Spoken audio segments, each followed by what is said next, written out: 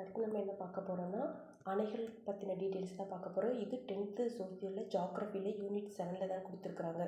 இது ரொம்ப importance points மட்டும் இதில் நம்ம பார்த்துக்கலாம். மேட்டூர் அணை. மேட்டூர் அணைன்றது நமக்கு ரொம்ப ஃபேமஸான அணை தான், எல்லாத்துக்கும் தெரிஞ்சது. சேலம் டிஸ்ட்ரிக்டில் இருக்குது. மேட்டூர்ன்ற பகுதியில் அமைஞ்சிருக்கு. இது வந்து என்னென்னா ஒரு பழமையான அணைகளில் இதுவும் ஒன்று.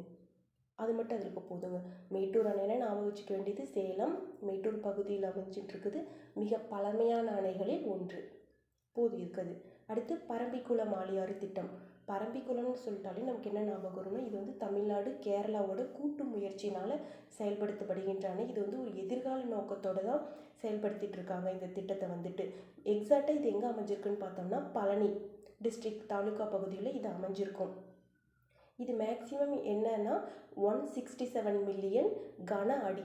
இதோட நீர் கொள்ளளவு திறன் வந்து கேட்க சான்சஸ் இருக்குது. 167 மில்லியன் கன அடிகள்.